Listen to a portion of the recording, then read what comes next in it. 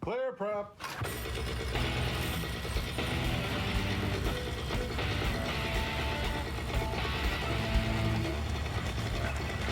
Hey, hello everyone. Sean Simons, PPG Grandpa. Welcome to episode 46 with JT Wardle. He's been flying for, since the 70s and has really interesting stories to tell, including some crash videos. So if you want to listen to this, it's going to be amazing, but you can also go to clearproptv.com and actually watch it so you can see what we're showing on the screen. Anyways, have a wonderful day and thank you for listening to Clear Prop TV Paramotor Podcast.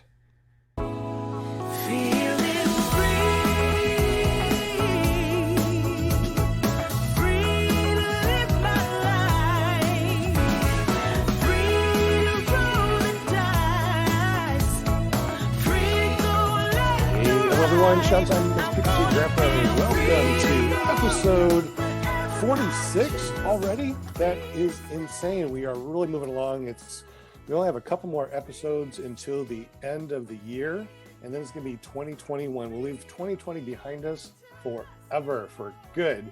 This is our audio part that you get to listen to a little bit before we go live on YouTube. Welcome. You're listening to this on paratalk.org. Now we're going to be going live to Clear Prop TV, which if you have not gone to, make sure you go to clearproptv.com. That is our Facebook page. We would love for you to like it and give us thumbs up. We actually put our thumbs up, but you can't tell because we're not doing the video yet. So we are going to go streaming live to YouTube. Give me 1 second before we head on over to YouTube live stream. Woohoo! I love this stuff. All right, so this is, I'm going to type it in, episode 46 with JT. A-T-W-A-R-D-E-L. Wardle. Oh, wait a minute, L-E, right? L-E, yeah. Wardle. W-A-R-D-L-E. There we go. Make sure I do it right. If I do it wrong, then people get all upset. That'll be good enough for episode 46. All right, here we go. Going live. Real quick, I can't stick around super late afterwards, so. Okay, you can just let us know whenever. Yeah. Cool. Okay, we are starting up our Zoom meeting for YouTube, redirecting to YouTube, which means we are live. We are live. And episode 46. This is awesome. This is amazing, and I love it. So welcome, everybody. My name is Sean Simons, PPG Grandpa. Look at everyone that we have here today. Let me introduce everyone. And if you have some .com or something you want to shout out, you're more than welcome. We'll start off over here at Linda Anderson. She is our cheerleader. Welcome. Do you have any .coms that you want to throw out there, Linda? I'm Linda Anderson. I'm the paramom of Robert Michaels, who is from San Diego, who is the host of paraglidingtalk.com on Thursday night. Woohoo! All right. And we have our tech guy, the guy that does everything behind the scenes, and the only guy that I know that has thrown a reserve, and it was not in the SID course. JP Tula, what's up, my brother? What's going on, guys? Always a pleasure to be here. Check me out on Instagram and YouTube as JP Tula. That's all I got. All right, we will share this real quick. Go ahead. All of our .coms and everything that we're talking about will be in the description here in just a few minutes as soon as I put them there. So welcome. And of course, we have our very own Brian Hey Bell Waller. What's up, my brother? How's it going, guys? How's it going tonight, everybody? We are doing fantastic. I'm doing fantastic. Hey, you put out a new video this morning, didn't you, Brian? Yeah, I've been playing around some new Adobe Pro Premiere software. It looked good. It looked for the good. first time. And so hopefully the quality of my videos will get a little bit better, not just cut and paste clips. So we'll see. Yeah. Well, if anybody in the chat gets a chance, going over to Brian Waller's his channel on YouTube and check it out. I was very amused with it. So Yeah, we had a good time down at Swanee. I ended up putting out a bunch of different videos from it. And then I went to Aviator and I had a good time there. So there's more videos coming. Y'all can look me up on YouTube, Brian Waller, or Facebook, Instagram, Brian Waller 31. So check it out for sure. Woohoo! All right, we got Never Trust the Skinny Chef Shane, who is currently on mute. So if you unmute yourself, say hi. Hello. Hey, Skinny Shane, what's up, my brother? Now he is the guy that makes this a funny show. He is our resident comedian guy. What's up, comedian guy? I have a new title for myself. Oh my goodness! What's okay? We are listening carefully. This is live, guys. What's your new JP. Let's JP's hear the it. only guy on the show that's thrown laundry, thrown a reserve during flight. I'm the only guy that didn't throw laundry or a reserve during SIV and ended up in the water. what? What? So very true. Saturday, I ended up in the water. Did you not make it back? I made it back. Oh, Well, I hope he made it back. He's on the show. No, I mean, did you run out He's of altitude he's and currently not make it floating with back? his cell phone right now on Yeah. Zoom. Yes. Yeah. That's who it is. Yes. So what happened was I took a bad launch. My wing, I was flying Andrew's wing, big 35-meter gigantic wing. Holy, 35 meters? That's a tandem Dude. wing. That's a tandem This- wing, yeah. It was, and it was a very spicy tandem wing. Ask me how I know, because my very first flight, Andrew's like, something's not right with your wing. Pull pin and head back. So I pulled the pin and thought that this wing was so big that I could pull some brake, and well, I pulled brake and it did a 180 before I even knew what happened. He's like, whoa, whoa, whoa. I'm like, yeah, okay. So what had happened was We can I don't barely know if see it was we can I know. barely see. Okay. I'm driving. Okay.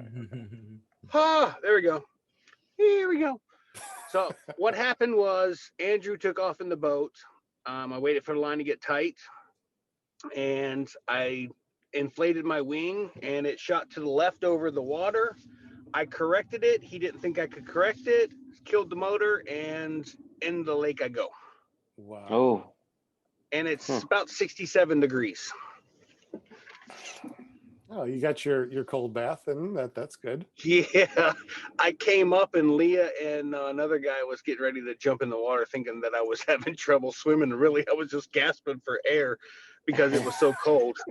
I was in shock of how cold it was. They're like, "You never even seen the water coming." I was like, "No, I was looking at my wing correcting it," and they're like, "You saved it." But Andrew, I guess when he killed the motor or backed off the motor, to try to get going again, the boat cavitated, if you will, and he was just like, yeah, I'm not going to be able to save it. So yeah, I went in the water, and it was very cold. Any gators? So funny Gators. story. I mean, story. it's in Florida, man. You know? I'm at all not scared of alligators. I'm in a huge lake that has tons of them. But what had happened was the rope went underneath me, and I'm doggy paddling. And the rope went underneath me and hit me in the stomach, and I thought it was an alligator at first. oh no. And I was like, oh, here we go. I'm going to get attacked by an alligator. That would be a normal But it was just reaction. a rope, and it was all good. That's Oh my pretty cool. God. But I survived, as JP was hoping that I didn't. Ha ha ha. Ha, ha. Oh my goodness. That was the best lost you guys or introduction what? to Shane. No, we're still here. So that was like the best introduction I think I've ever heard from Shane. We appreciate you. And now to our guest. This is our guest, JT Wardle. He is our guest today. He's going to be talking about a lot of stuff. Woohoo! In the house, party. And welcome to the show, my friend. We talked for about an hour before the show, and wow, you have an amazing life, and you're going to be talking a lot about flying and stuff.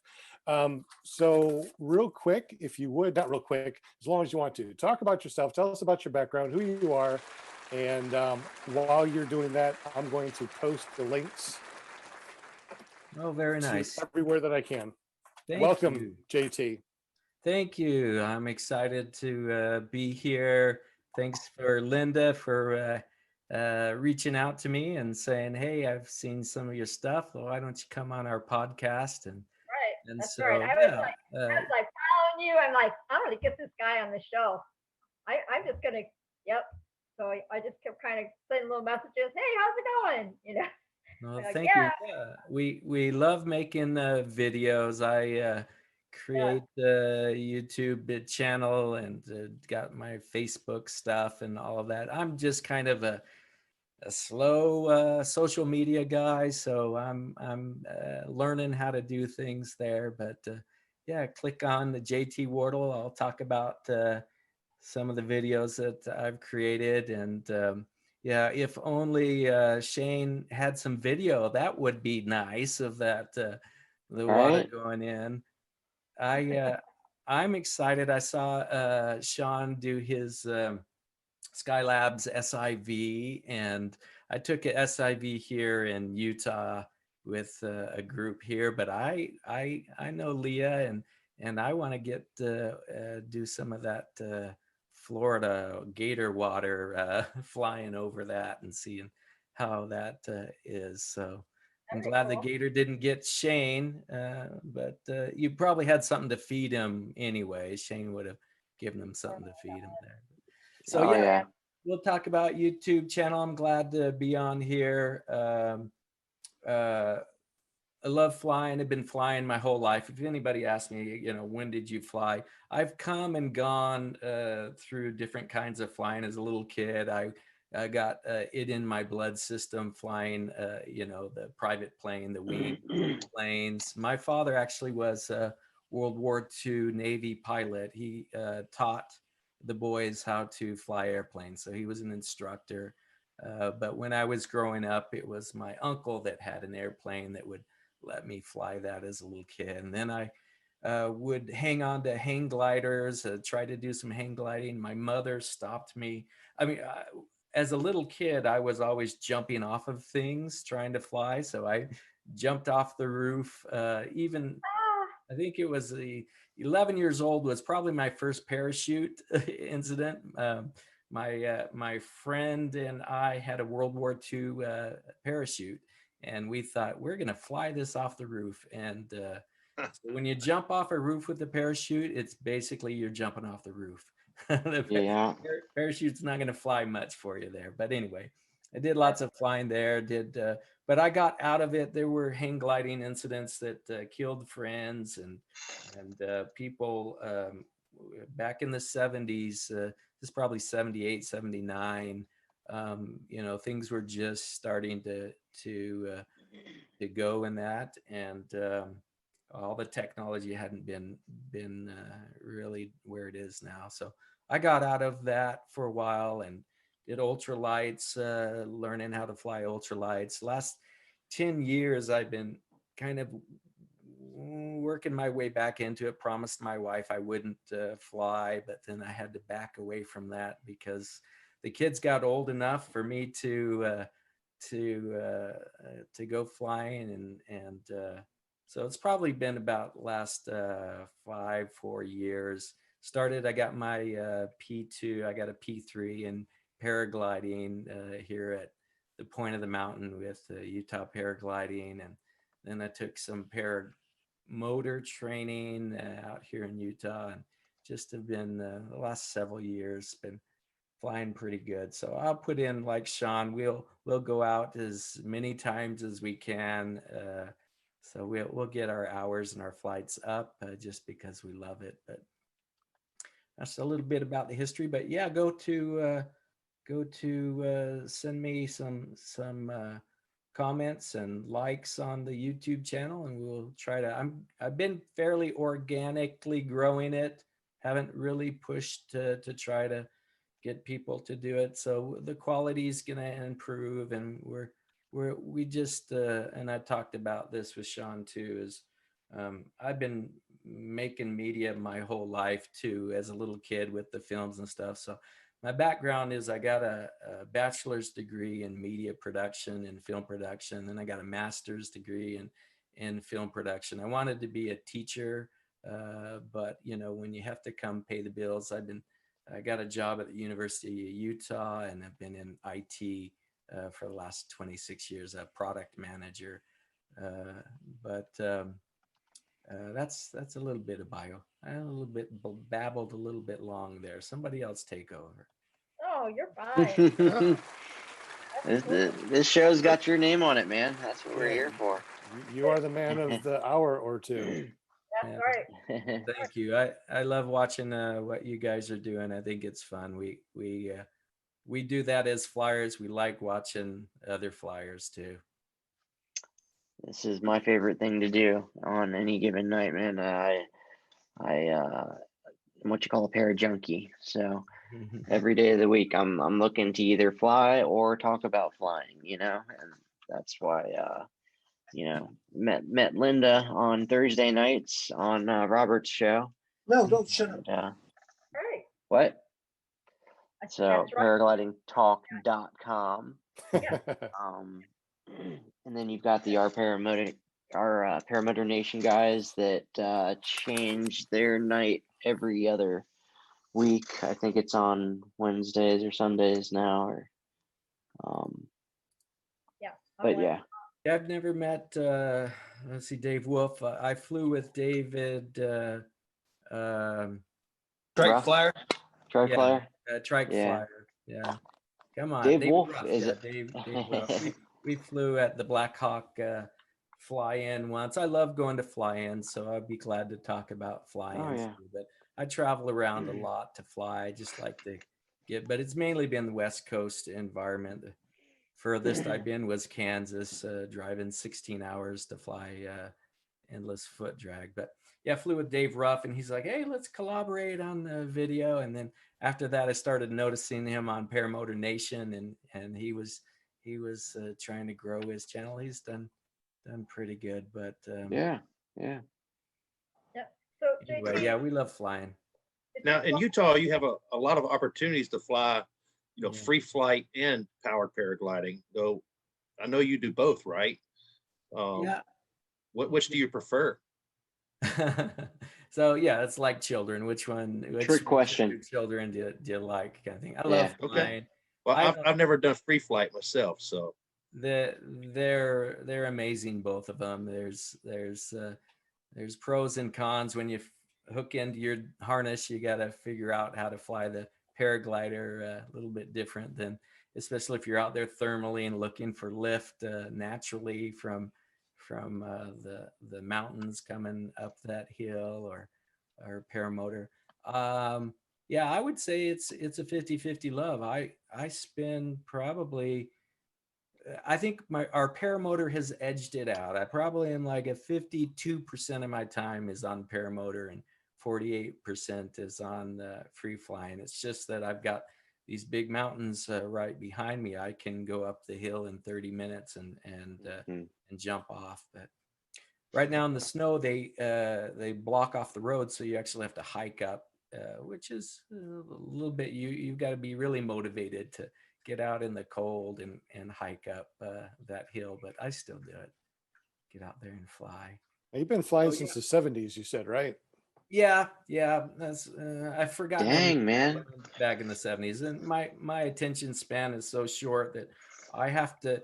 And that's the other thing, is I really do fly like I'm new every time, because I make newbie mistakes all the time, and I'm trying to go over my list. And I think it's a good view to, it doesn't matter how many years you've been flying, it's really new every single time. You got to fly the wind that you get, you got to fly the equipment that you're on, the conditions. So I try to forget everything, and it comes naturally. You've flown ultralights, you've flown hang gliders, PG, PPG. Yeah. You, like you said earlier, you even were able to fly some GA with your friends, you know, in the co-pilot. So do you do any more hang gliding, or was that just something in the No, past? I've stayed away. The hang gliding was way back in the 70s. You will see me do it in my video coming up. Point of the Mountain has got, so I'm part of the Utah Hang Gliding Paragliding Association. So I definitely would not jump on a hang glider without taking some more training. It's been so long. But I love flying, you know, the different types of ways to get up. So you'll see some of my videos. I will jump on an ultralight, meaning a kit plane, and fly a kit plane or a weight shift. Those are coming up right now, but mainly paragliding and paramotor right now. What other ultralights have you flown in the past? Oh, the homemade ultralights. Yeah, recently, nothing. You know, when I go out to Arizona Flying Circus, everybody will have their, and it is a draw, and it may be, and I may switch in a few months. You may see me on a Revo or a Revo, or you may see me on a Quicksilver, you know, homemade kind of thing. I kind of have a draw to fly different ways, but I haven't flown ultralight in a long time. It's been a long time. JP or Brian or Never Trust Skinny Chef Shane, have you all been watching the chat? Is anybody asking any questions? And who wants to say hi? Who's in do the a chat? quick shout out to Bill H, Dwayne Crow, Jordankies Garcia, Your damn keys. Your damn keys. Dankies. Yeah, the Ben usual from subjects. Paramotor NC, North Carolina. Yep. Ben, what's up, Ben? Charlie Walsh, Hey, Hey. Hank Lynch. my Parapeak chat. Flying Flamingo. Thank you for joining us. Questions I haven't seen. Oh, Scary Berry Groupie is in the house. All right, the groupie. Yeah. Cool. Yeah, I know, and we definitely need to have Scary Barry back on again so we can do the SIV. Oh, he was a great guest. I really enjoyed. I could listen to him talk all freaking night, man. He was and what I a great think that guy. he's going to be doing an SIV course, hopefully in the first of the year coming up, which means Okay. that we can, all the people that have done SIVs can get together and talk about SIVs. So anybody that's done an SIV, get up with me at ppggrandpa@gmail.com. Let me know you've done an SIV and you want to jump on the show next year, which is going to be in a couple weeks. Sean. What's Yeah, that? Let's do that. Hey, Sean, I'm gonna try to get back with Scary Barry and go back and do a third day with them when he goes. That's awesome. As soon as I get my new wing, I'm gonna schedule go down there with Andrew as well. Do my Dude, first one. It will make you a better pilot. Oh my goodness.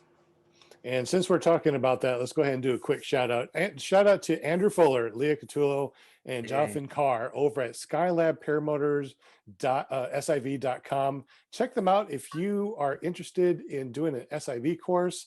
Absolutely amazing. Since we're doing shout outs, another shout out to paraswagusa.com and Parachick Pies. That's Mark and Amy George. They helped us out on a previous episode with getting donations to Resurgence PPG, so we appreciate you. And also to Brooke Sheffield from smokymeds.com. When I was getting all sick and stuff, he sent me some of his products. Snake oil. Yeah. And it really helped me PPG. out. I'm very, very happy. Shout out to Britton Shaw, that's helping me get my PPG 3. Vortex Aero for sending me a new muffler, and also to Viterazzi because they make the best motors I think that I have ever flown. Well, since I've only flown that, okay. Their My 19 muffler didn't work out very well. I think it's still in a warranty. We're still looking at that, but good for that. Hey, check this out. We were also doing, let me make sure I got this up here right. we are also letting people, if you have a commercial, if you have a 20-second commercial and you are doing something for PPG, then what we're doing is we're letting you do your 20-second commercial here on the podcast. So this is Paralife PPG. He's donated some shirts and we spun the wheel. So if you're interested in donating some shirts and putting up a little 20-second commercial, we're going to show that here. So here's our 20-second commercial. There he is. Hey there, this is Mark McElroy with Paralife PPG. Come visit us on our YouTube channel, Paralife PPG, or on our website at paralifeppg.com to see our selection of t-shirts, cups, and decals. Fly safe and God bless. And we also had some other people that were jumping on here. We, Mark and Amy George, I didn't get a commercial from them. So hopefully next time that we do this, they'll have a commercial, which would be really cool. We also had John Hudson that came on that gave away a bunch of t-shirts also from True North Paramotors. Here's his clip real quick. Let's get, he's back. Here he is. Hey, it's John at True North Paramotors. Also, our website, which will be launched later this month, is AmericanMadeParamotors.com. I think that I didn't get from the very beginning. I apologize. That's my bad. Let's try it again. Hey, it's John Hudson with True North Paramotors. We manufacture fully customizable, lightweight, cutting-edge paramotors made in aluminum and also titanium. We're also the area's dealer for Gravity and their line of paramotors, paragliders, and reserve chutes. Check us out on Facebook at True North Paramotors. Also, our website, which will be launched later this month, is AmericanMadeParamotors.com. Awesome. So if you have a business, are you an instructor? Do you have anything going on with PPG?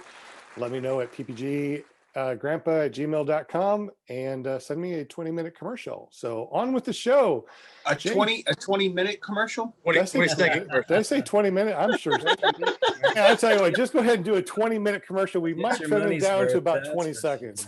Hey, I have a question. I have a question in the chat for Yes. JT. Yeah.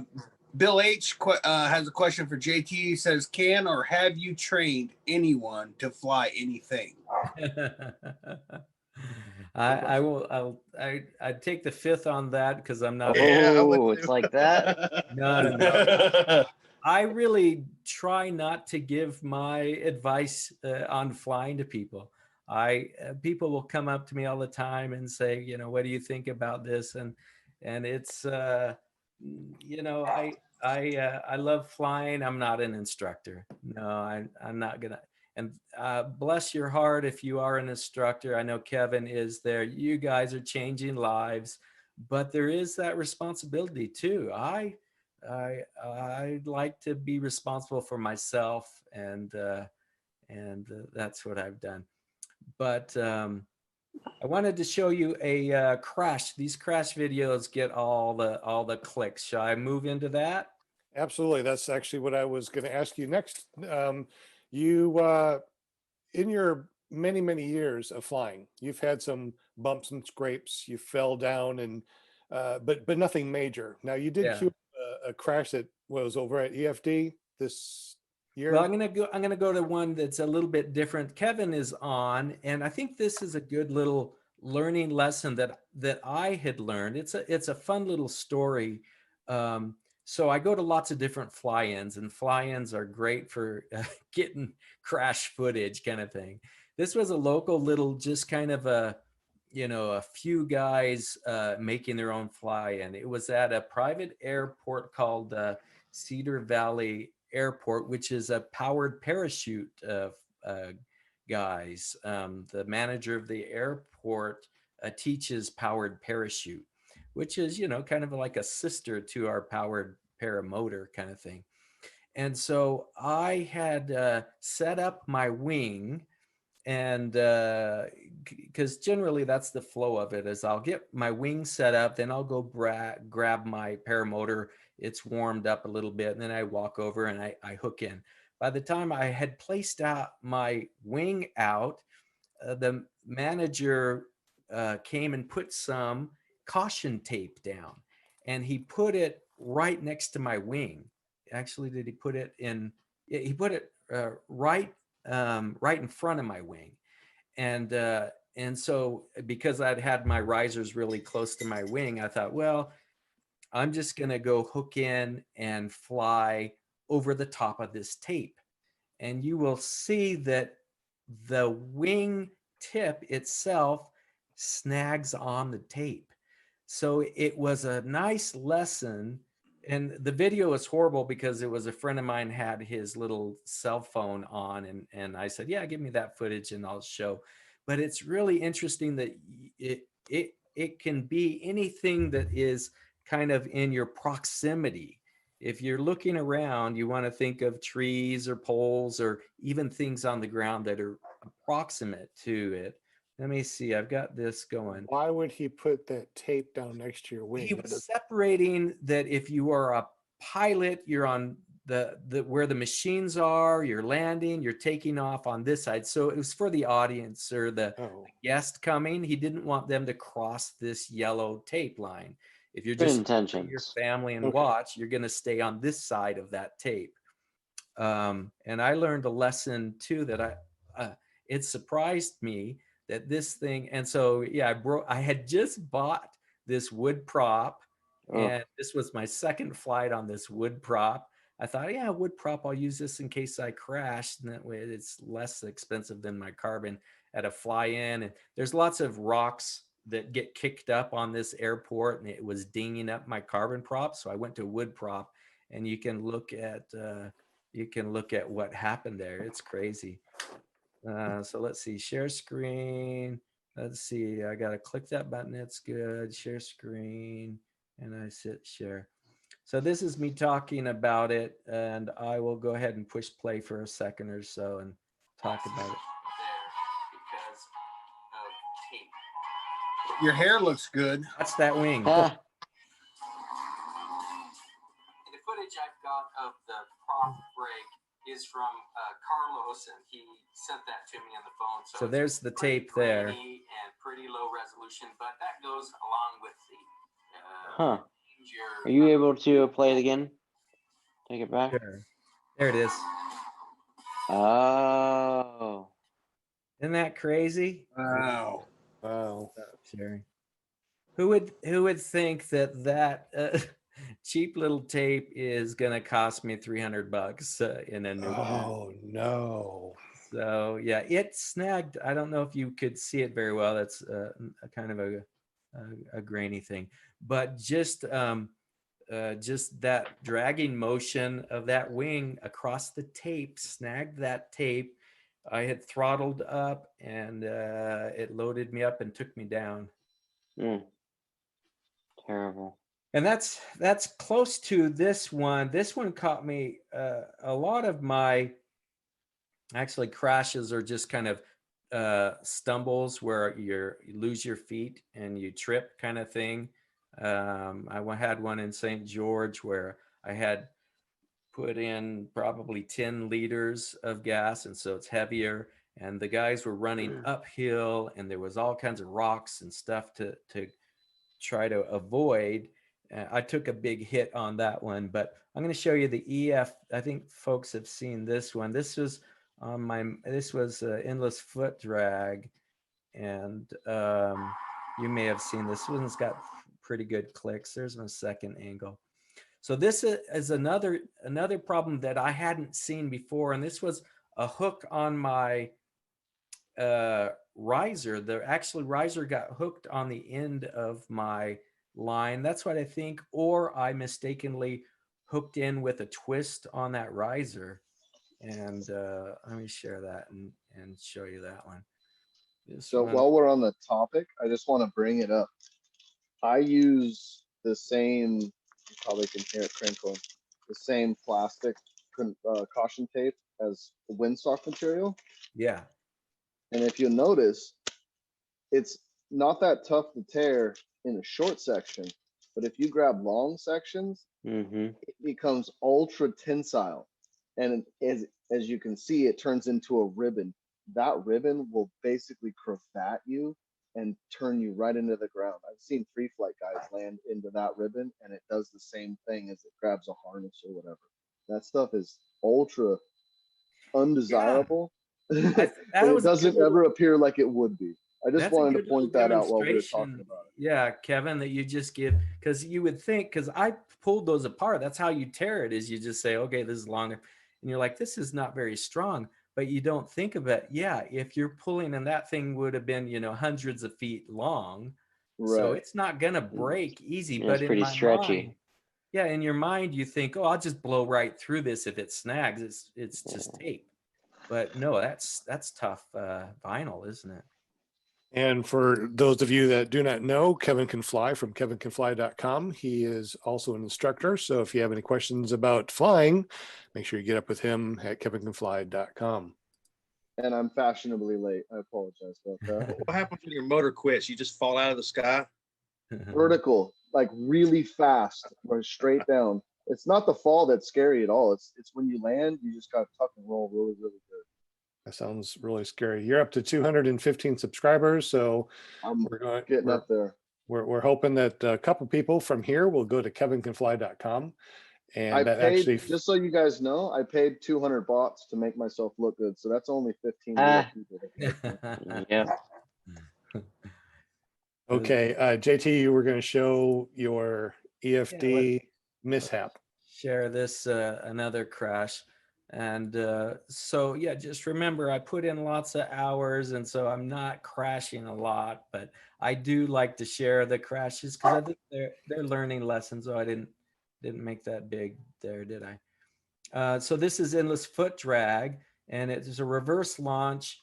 I use, as I was telling Sean, I grew up surfing, and you get big waves, you get your timing right, you get your body right, and you feel it. And so I use feel a lot. I do look left and look right and so forth. But if it feels like I've got some tension on that side, I'm going to pull the trigger and go. And that one came back to bite me on this one.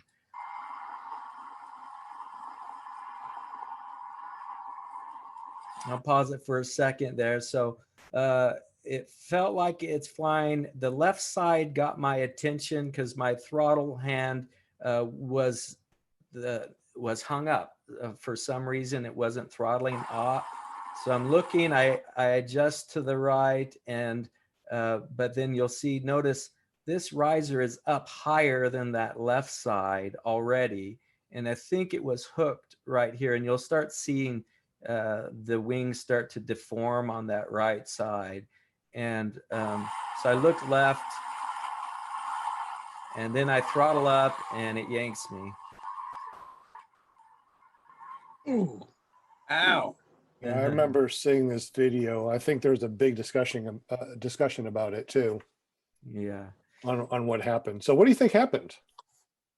I think it was, I don't know for sure whether I had looped in to that riser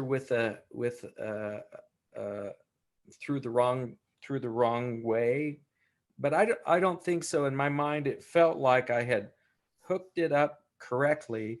When I was spinning around, I think the end of it got connected on that corner, and so it, once you start loading up something with a lot of tension, it's going to hold. So it was just holding that wrap or tension in that corner.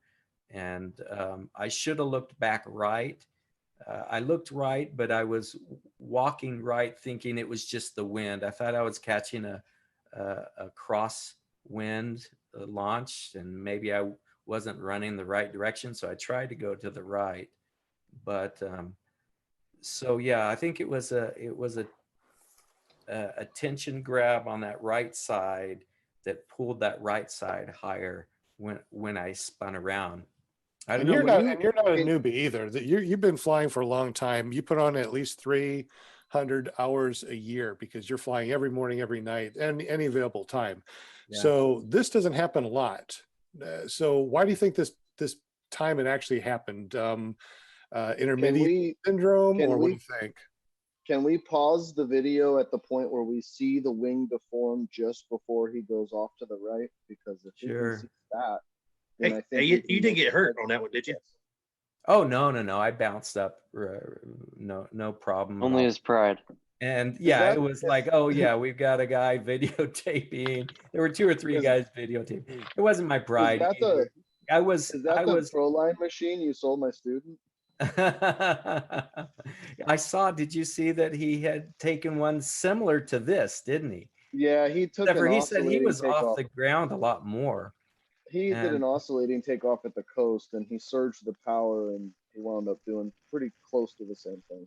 Yeah. It wasn't Yeah. there. I got the story secondhand. Yeah, he showed me the brake. It had actually broken some of his. Okay, It's so like- if And you looking at look, this if you too- look, if you look at the point where the riser comes down, it Mhm. looks like it hooked on the J bar. It looks like the actual riser hooked around the front of the J bar and is coming up from the front of the J bar. I know it's crazy. It never happened before, and I think that what it was is the only thing 'Cause that if I you could look- think. If you look right below your elbow, you can see the carabiner. It looks like it's parallel the ground. So it looks like it's going outwards and then upwards. Yeah. And the way that And the wing somehow is your arm looks like deformed, it's, and your arm looks like it's in front of the riser somehow. I don't understand that. It's just a I picture. wish we could zoom No, in. my arm is over to the side. I showed this actually to Eric Farewell when it happened, and he was thinking that it was just my technique. When I was taking off, I got a frontal collapse here. He thought that I had just had like an iron cross position and wasn't really feeling the wings. But if you look back, I Okay, was click feeling. click trying the speed button and play it at about 25%. Oh, you'll have to show me how to do that. Let me go to the first one again, and so I can play it at different speeds. Yeah, if you click the gear icon, you can set the speed for the video. Oh, I did not know that. That is cool. Who told me that? Is that JP or is that Kevin? It's That's Kevin. Cool. All right, so I'm That's looking. our other IT guy. Yeah, I'm looking for I don't see the settings. It's but, it's right under the red HD. Go left 2. There you go. right I one. see CC HD. Oh, I see settings there. Okay.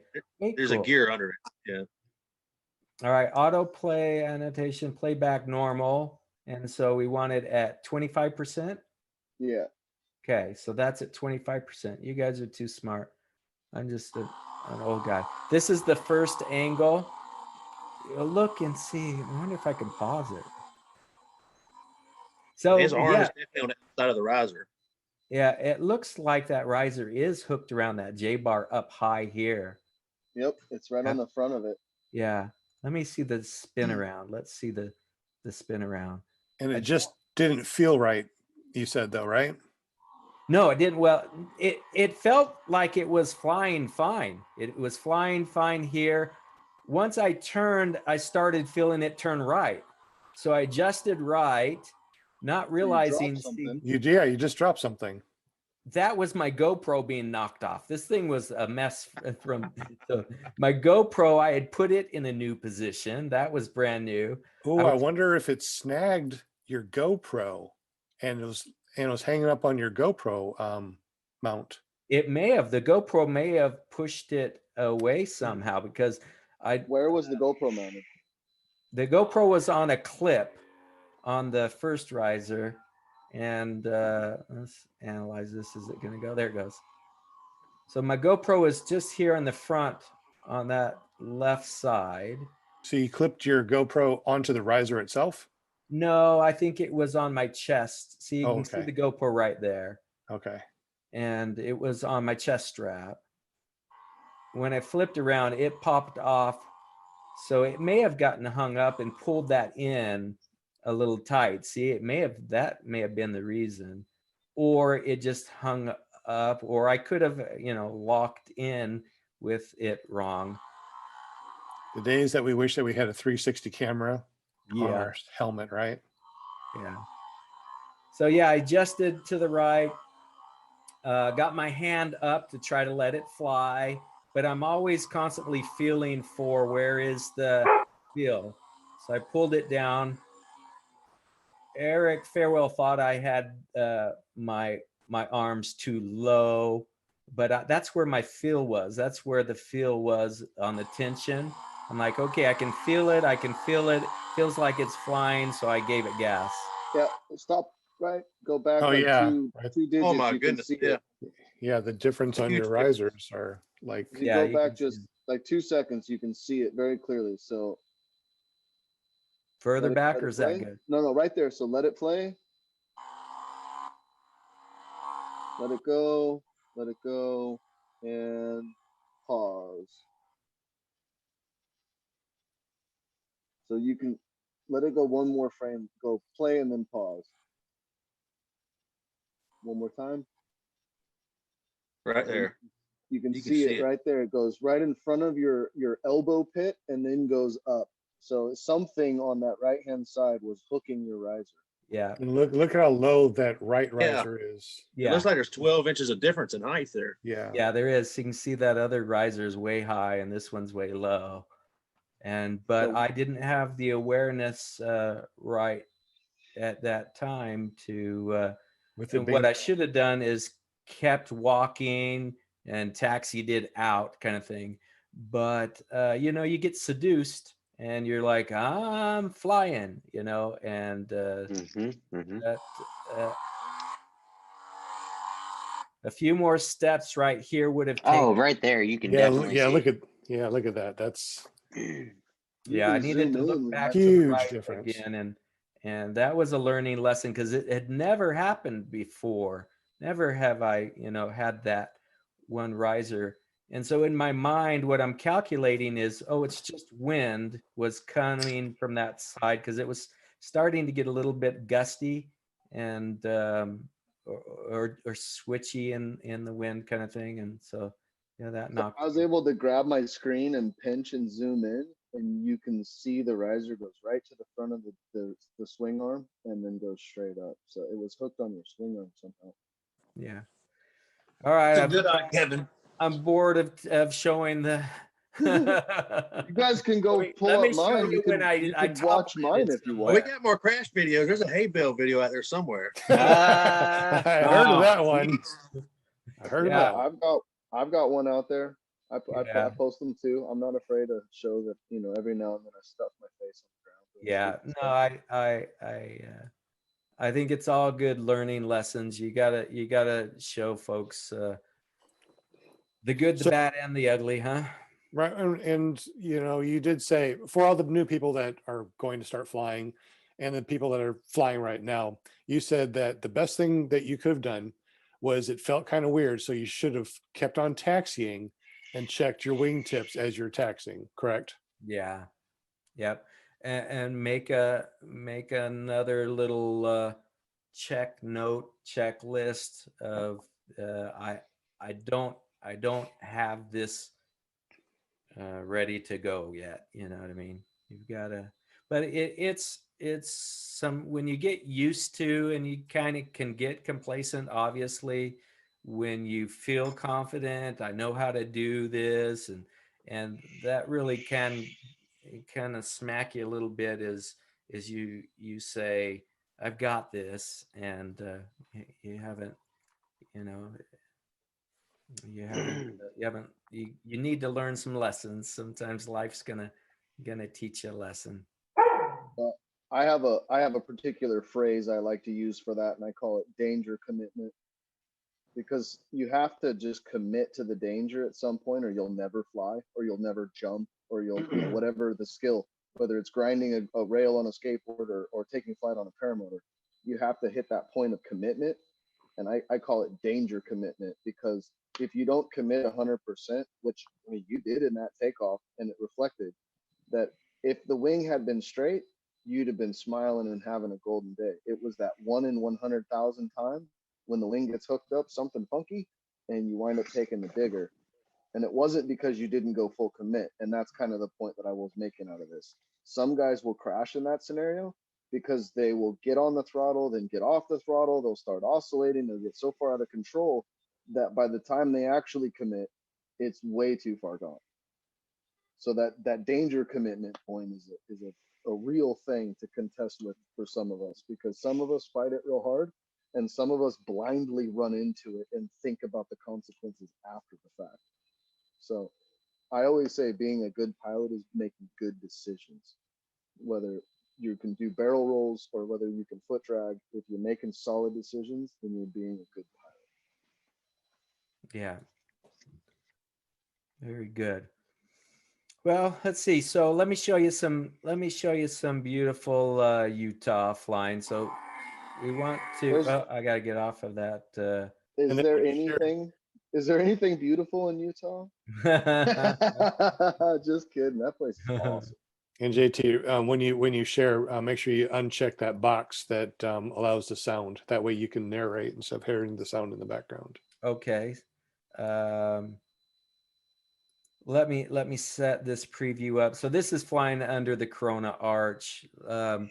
And again, no, I love Utah. I call it flying paradise, but I love flying everywhere. So California, I'm going to have to come up to Oregon. I've been to Northern California, but I haven't gone up to Oregon or Washington. But you just have to look at any of the flying videos that Kevin's got or other folks have, and you just go, I want to fly there. So even Alabama or Arkansas. That's how I feel about where you live. I see your videos in Utah, and I've got to go visit JT.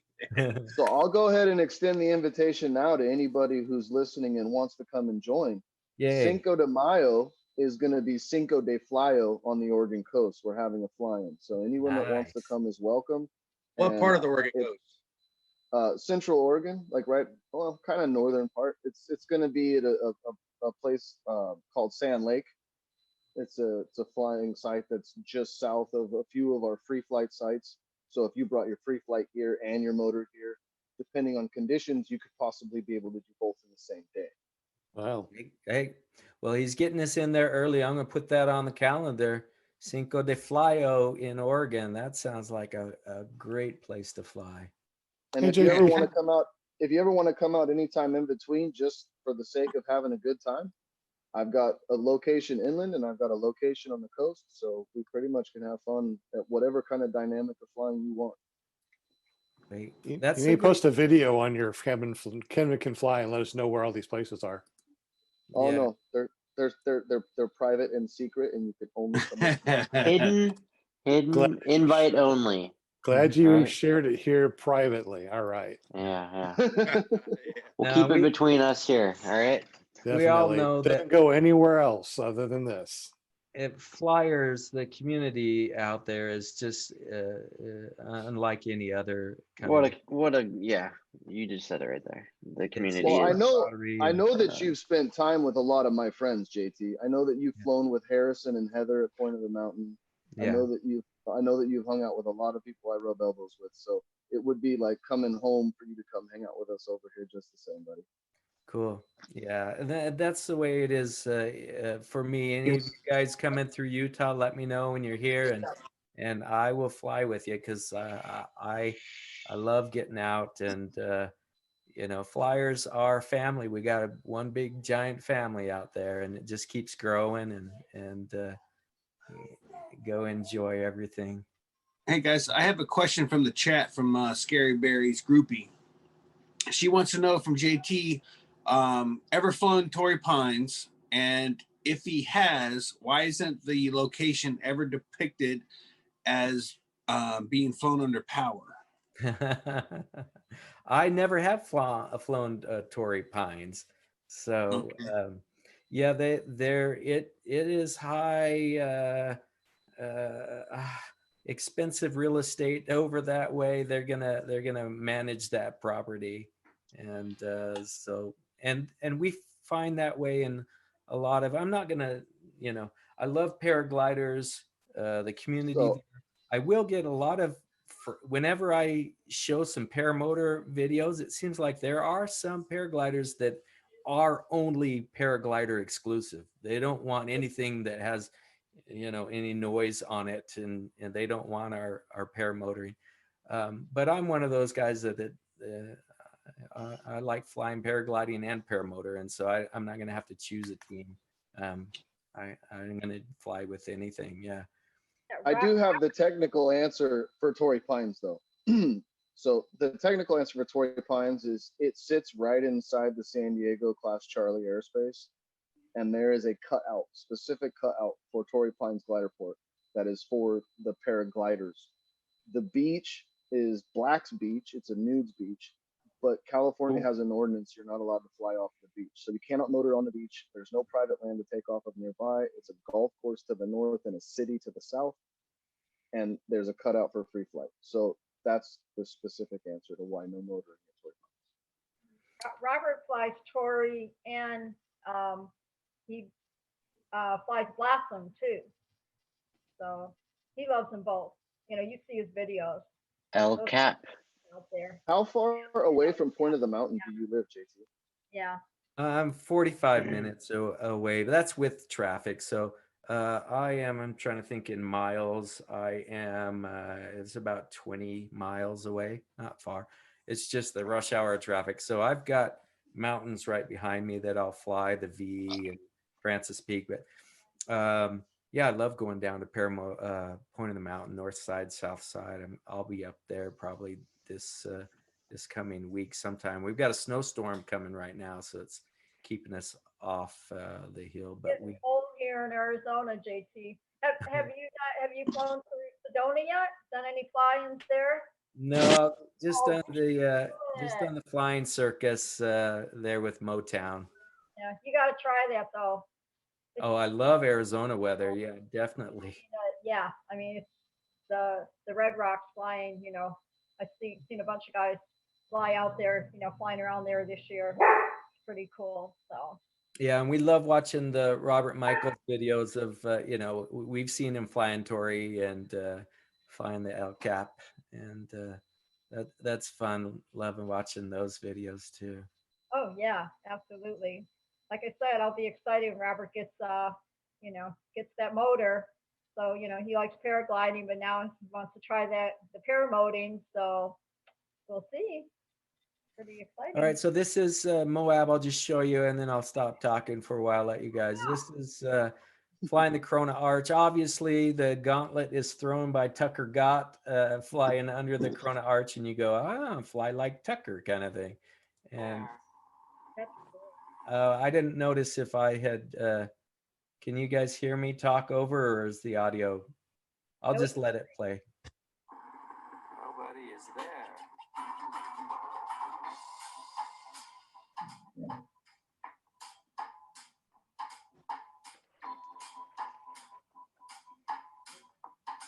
Now, when you were going underneath of this, did it look like there was plenty of room, or did it kind of freak you out a wee bit?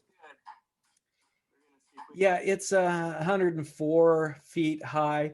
When I was going for it, it felt very easy. It was all about no wind, so there was really you get all kinds of gust and Venturi and everything you can think of down these canyons, and it's all just timing. The timing was right, was feeling it. I was actually not gonna go under it. I was just gonna go see, but I just said, oh, it feels right, let's go for it. And so then I went through it.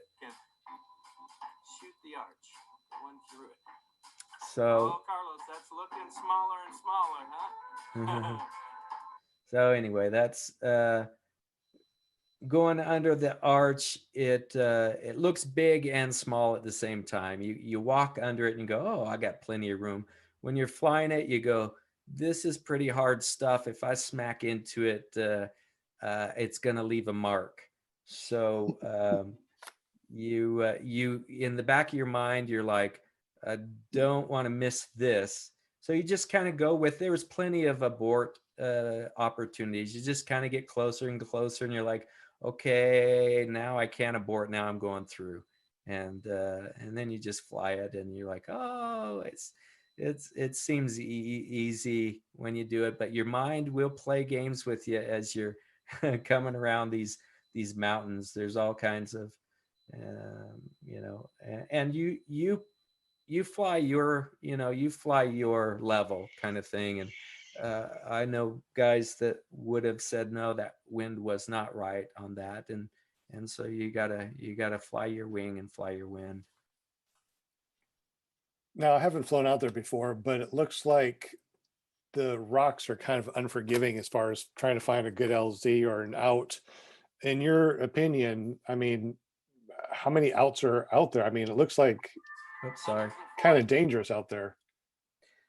Yeah, you're always looking around. So you guys know that we're spotting what ifs. I lose my motor, and just the other night I lost an engine out over Lake Point, and in your mind you're like, uh, I've got gas. What is going on, kind of thing. But you already, whenever you're flying, and you guys know, you're always looking, what if I go out? Where am I going to come down? There's plenty of those opportunities. And I like to fly above the treetops. I will get up high and spot out areas before I get down low and go shooting and dragging and do things down there. So it all depends on the location. In this environment, it would be a hard engine out because there's not a lot of flat, landing. There's these molten rocks and changing, and so you've got to figure out how to spot land your engine outs, kind of thing, and you're looking for spots that are 20 yards by 20 yards, kind of thing. So no, yeah, you're in deep. If you're trying to go under the Corona Arch, it is up a canyon, and it's got cliffs on both sides, and up on top there's kind of bubbly mountain top. It's really no good landing, but you can spot land if you're engine out. But if you're looking for a flat place, it's kind of, you're gonna be 5 minutes away from that. How many states have you flown in, and what is the best area to fly in that you've flown so far that you think? I don't have any favorite again. So the last place I'm flying, I've loved flying Jackson Hole. That was amazing. I flew both types of flying, the paragliding and the paramotor. Love flying Moab. I think Moab is way up there on my list because of it's such a kind of a just an interesting location that has got, you're flying in a different world, kind of thing there. Right.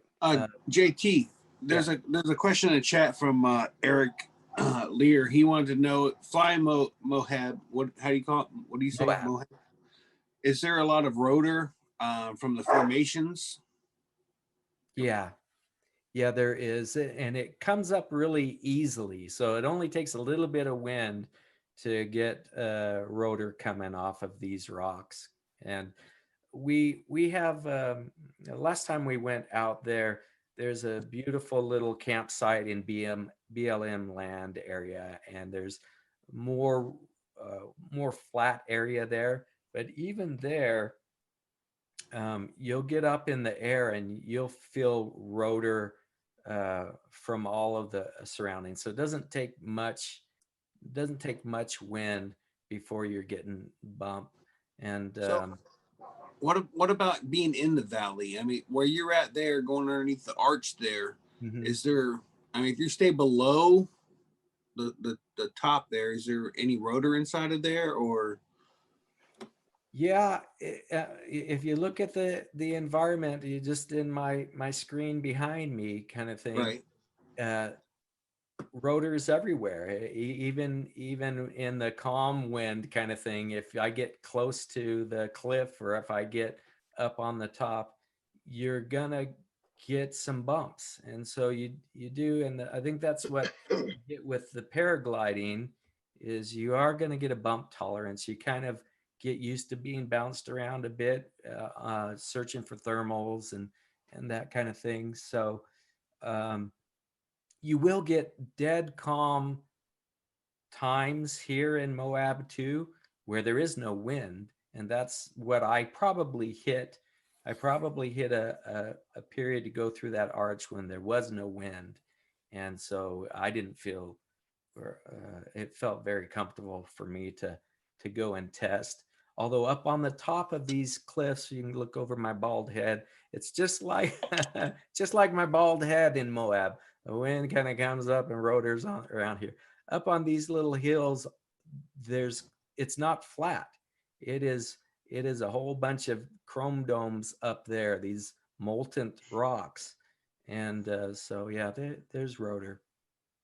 Have you taken any wingtip collapses or anything like that? And do you fly with a reserve? Yeah, I fly with the reserve, and you'd take more wingtip collapses on your paraglider, and I think that's just because the conditions that you're in. My paramotor,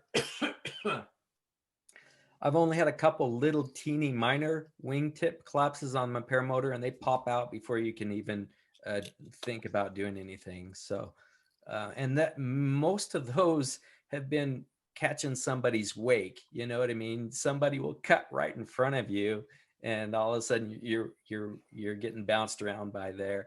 And sometimes some guys are more into the motocross kind of environment, and they forget that they're spitting a lot of wake off of their wings. So yeah, I've taken the little collapses here and there, but nothing. Well, my paraglider is where you start thinking you're going to die, and you get angry at the wind, and that's just the nature of it until if it's not safe, you got to come down quick. And that's why we take those SIVs on how to get down and take care of those wing collapses. So, and that's It's hard to remind yourself to stay calm when you're at 10 or 12,000 feet getting banged around like that. There's no calling quits and just going for the ground. Yeah, it's interesting. Well, and I think you guys had somebody on your podcast was talking about what happens is once the adrenaline kicks in, you kind of get tunnel vision, and peripheral stuff go away, and you may think slower, you may react slower. And if you haven't been able to be calm in those situations, I think it was maybe Brian that talked about it, or somebody that they weren't expecting to be reacting so slowly, because it was you get kind of stunned into this can't be happening to me, or what's going on to me. And I think a lot of it is that adrenaline just kicks in, and you don't become aware of certain situations. So the more you get used to the bumps, the more you get used to thinking, here are my steps. If I get a collapse, I got to steer it first and clear it, and do all of your steps before you start yanking on things. Absolutely. So you said that you have some adventures also, like Iceland and stuff. Can you tell us a little bit about your adventures? Yeah, it was, and we'll see if we can get the whole Iceland in or not with the COVID. So yeah, I was planning to go to Iceland and Italy and do some foreign travels.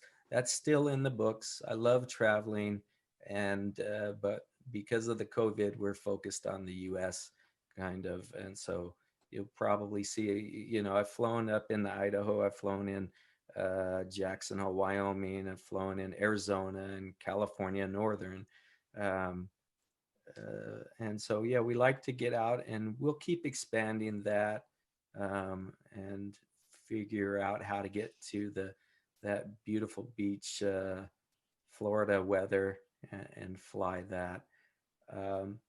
I still haven't flown the beach. I still haven't, but I want. Man.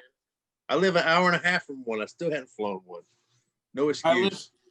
I live 5 minutes from it. Do it all the time. Oh wait, wrong conversation. My bad. And watch rocket launch flying. Be prepared to get sand everywhere. Yeah. Negative. Not fun. Negative. Well, I would say that's true, but it depends on your kiting control. If you have decent kiting control, your wing and your gear will be all right. If you have poor kiting control, your leading edge works like a shovel and it fills your wing with sand so fast that you wish you could figure out how to get out of the wind and get it You out. need to fly with your butthole open. That's not Leaky what we're talking. We're talking the wing will scoop 15 pounds of sand into one wingtip. And when I mean wingtip, I'm talking 5 or 8 panels. How would you do that anyway? I mean, I don't even understand how you could scoop that much sand up. By just putting the wing down and then letting it slide. It's the sliding motion across the sand. That's nothing, man. I know a guy that caught a fish with his wing. Ah! Oh, I think he netted it more than caught it,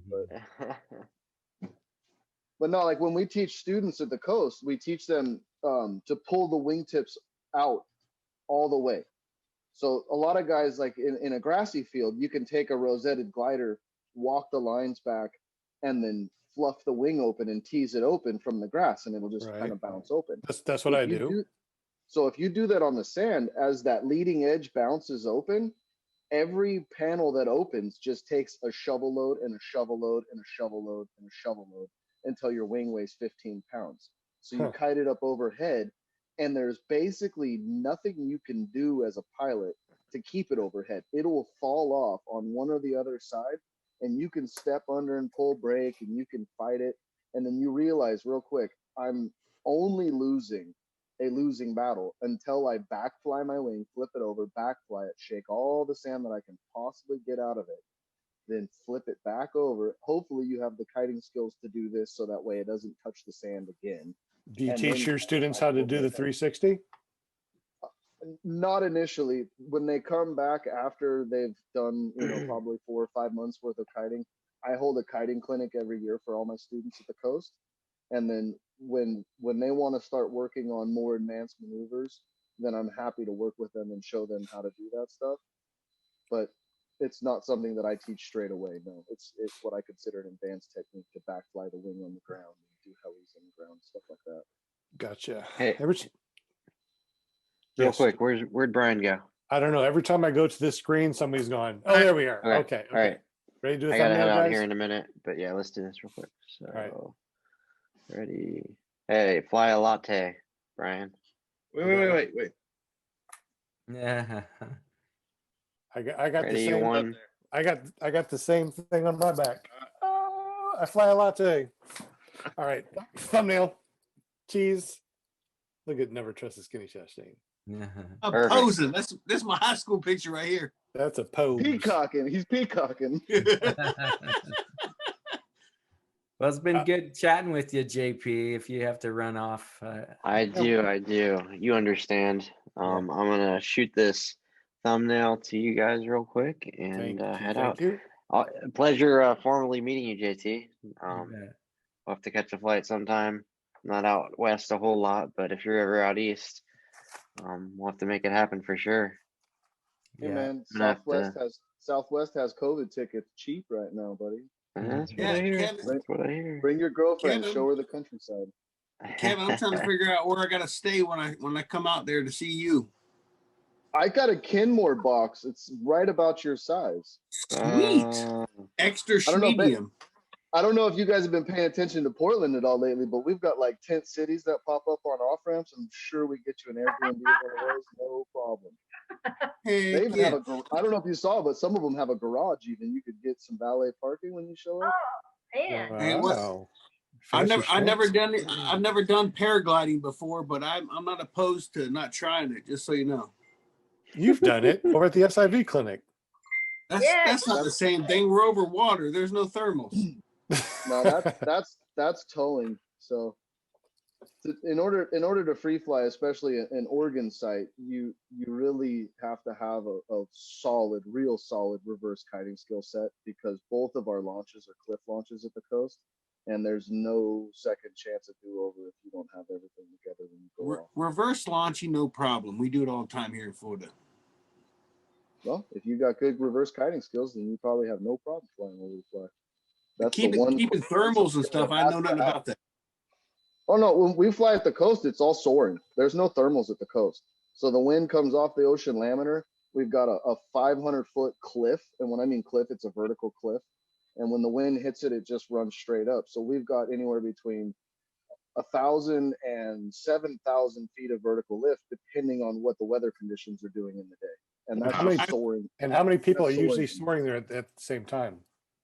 That depends. I mean, there are days where I've had 5-hour flights and I've only had 2 other people in the air with me. And then there's been days where I was quite literally rubbing fabric with people on the same ridge. So it 5 just hours. varies. Man, what do you do, man? You you gotta So pee there's at some rules. point.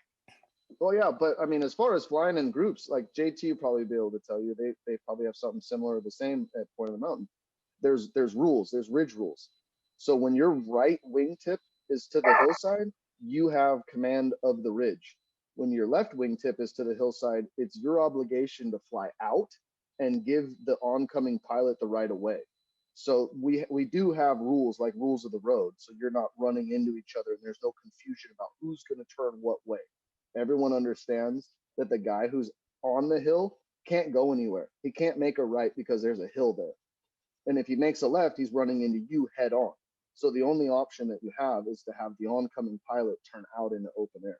It seems really simple, but if you don't have a conversation with pilots at safety briefing before launching, and I'm sure JT will shake his head that he's seen it or been a part of it, guys forget the ridge rules, and then things get hectic really quick. And then when you land, some people have more of an attitude about it than others.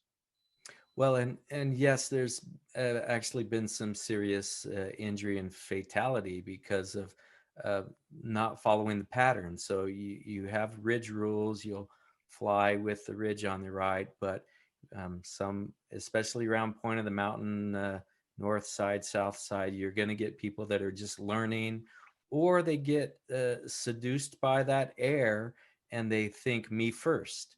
And they're cutting in front and they're not, they think they're skilled enough, or they're ignoring the rules on purpose or by accident, and they're turning the wrong way. And if you turn the wrong way, if somebody's stuck against that ridge, they only have one way to turn, and you've just cut off that way to turn, then they go smacking into the hill. This is Point of the Mountain behind me on that's the north side. See you later, JP. Looks like he's running off. Hi, JP. See you later, bro. Now we don't have our Point of the technical Mountain guy. is still one of the flying sites I haven't been to yet that I'm dying to go fly out. Yeah, it's a bucket list kind of environment. It's world famous. People come from Europe to come fly it, and the south side, you can drag the gravel there with your feet and learn how to do different types of maneuvers. Well, Point of the Mountain has something like what, 200 flyable days or something like that, is what I was told. Yeah, Utah actually, is a high sunny day environment, so we get more than 200 days of sun. Wow, that's amazing. So yeah, it's all the weather and the wind that you keep an eye on. But yeah, so you've been flying since the 70s. Do you have any idea how many flights you have? No, I do keep a logbook of my last couple of years, kind of thing. But yeah, back in the 70s, it was a very sparse kind of thing. I was hitting a few hours, not very much. So I still think I'm under 1,000 hours. I'm probably getting close to 1,000 if I calculated. Oh, I was going to show you one of my favorite flying was in a kit plane, but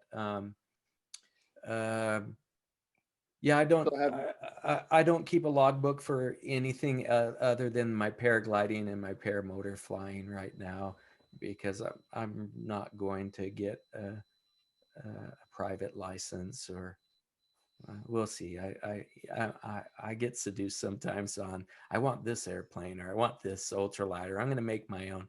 I actually built myself an electric bike, and I know friends are making electric paramotors, and I'm like, oh, maybe we do something. So I have a little bit of the squirrel syndrome of all of a sudden I'll cycle and pretty I may just be doing trike flying with Sean here pretty soon. We'll be doing tandem and trike flying. You never know what we'll be flying. Who knows? I mean, I'm getting my PPG 3 and going to be getting my instructors in tandem, and hopefully opening up a school this next year with a couple other instructors. So that'd be pretty cool. And when I do get the tandem, I mean, I want to also be able to get a trike and do the triking stuff like everyone else is doing, and doing the triking tandems.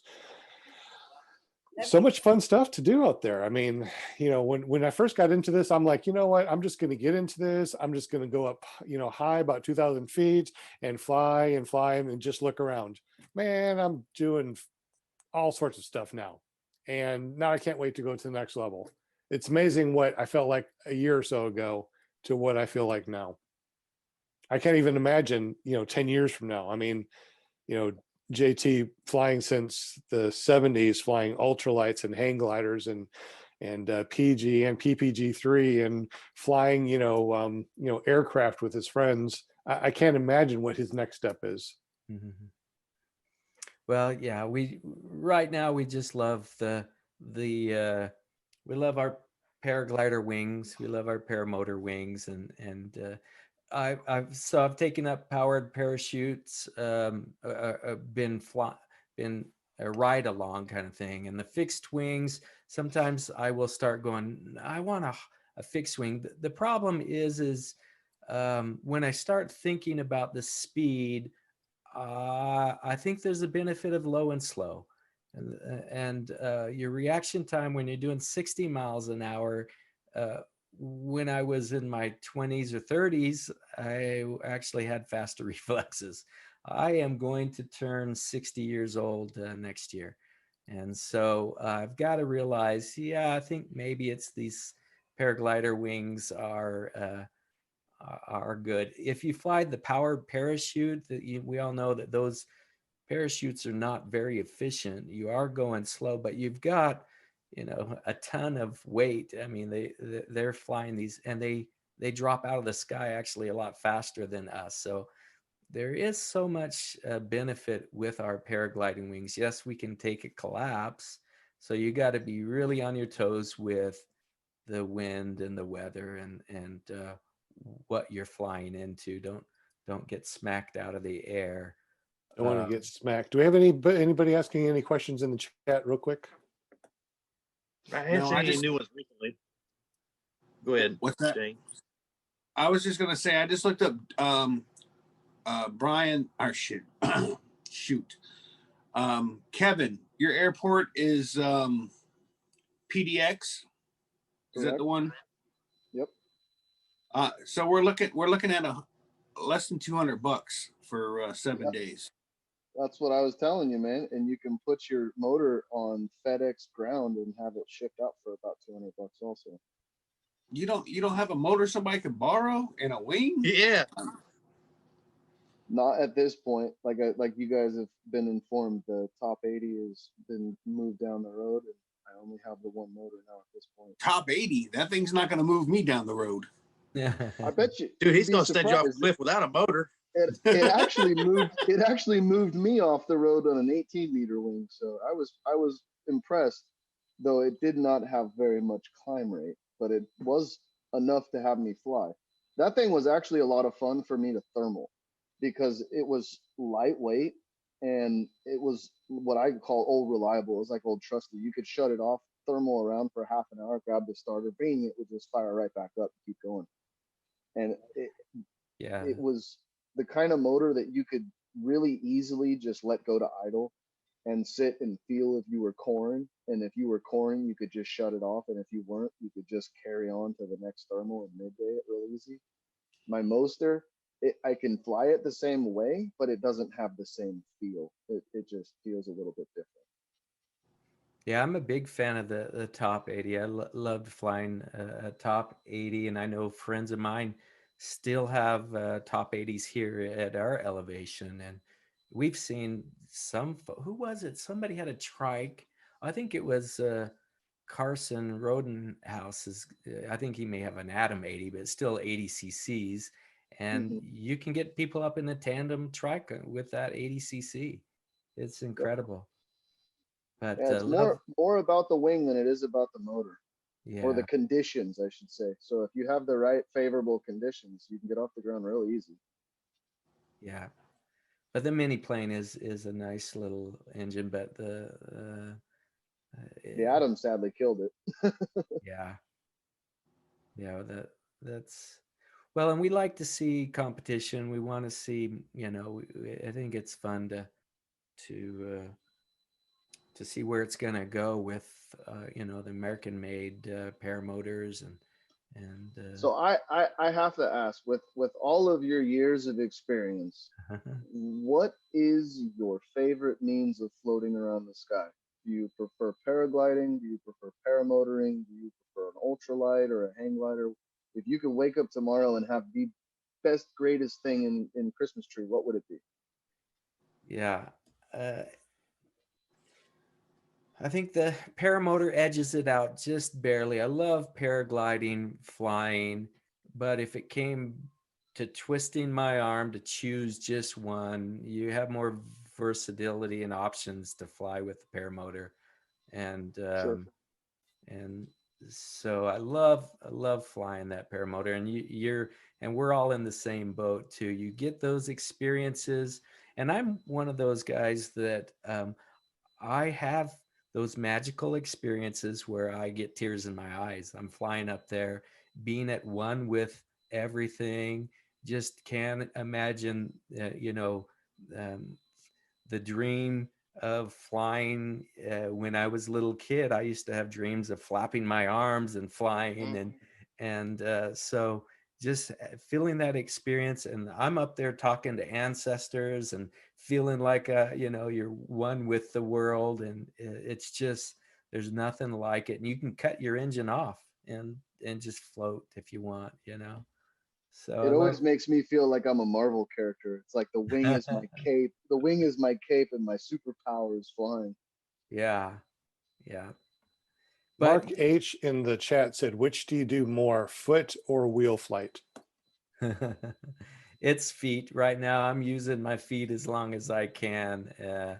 I'm trying to stay healthy and trying to, we know the knees are going to go bad one of these days, and wheels. But I've been pushing off the whole wheel concept. We'll fly those wheels, but um, I like to use the body, and it's a different experience when it's just you and as little around you as you can, and you're flying like a bird. It's that bird feeling. And it is 8:30 now. We still got about 30 minutes if you are still able to chat. And after we're done chatting, we're going to jump in and go on a after party. And the after party, I am posting that in the chat right now. You guys can jump in anytime that you want to. So I'm going to paste that there. That is just our after party. That is not this one that's currently recording. So you guys can jump in and chat with yourselves. As soon as we're done here, we're going to jump on that one. Do you guys see it in the chat? Did it work? Yep. I There it see it. is. All right. So if you guys need to go or anything, we can wrap this up. But if you guys are still good, we can still keep on going. Whatever you guys want to do. We know how I'm many good. people. We got people. I'm good for chatting and talking as long as you want. We know, is it just us, or is there other people watching? And we Go the after show in case people have questions. It's just us right now. I mean, and the entire internet. So be careful about this. Yeah, we got people watching live. There's 25 in the chat right now. Wait a minute. We're on the internet. That means that I can say things that are factual that people will believe. We're on the everyone line. knows when you hear it on the internet, it has to be true. That's right. I gotta do one thing. Yay for the chatters! Yay! Yay for the I love my chatters! Let's see. I got another video I can show you. Don't you love so yes, you have to, you got to follow the FAA rules on when you're flying, but don't you love being near those clouds? And when you get that magical moment where you are kicking a cloud, there's nothing like it. Oh, And the class G crack is my absolute favorite if I fly inland. If I'm flying at the coast, there's other enjoyments, but if I'm inland, the class Yeah. G clouds are probably some of the most spiritual things to fly around. JT, I have a question for you. Sure. What's the highest you've been on a paramotor and a paraglider? and also, how about your altitude? What I never know what altitude I'm at, kind of thing. That's a mood question, but I haven't gone over 13,000. It's stuck in my mind that I need oxygen and I don't want to get dizzy as I'm getting older, kind of thing. Our altitude here is 4,000 feet where I live. We'll go up the hill behind me and launch at 6,000. I've gone and launched at 9,000 Francis Peak. And then this summer I went and got the highest launch. I'm trying to think. We actually launched paragliding. I may be lying here because I can't remember, but I think it was 11,000 feet. We launched off the mountain there. Where was that? That is Mount Edna, just okay. south of Monroe, Utah. You can look it up. Maybe they'll show what the peak is. It's the highest transmitter in Utah. So there was some antennas up there.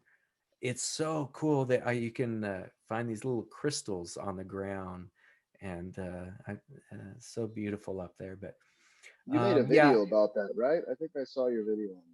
I think so. Well, I've got more coming, so I'm going to do that fly-in. I haven't done the unofficial. I may have done a little teaser on that fly-in.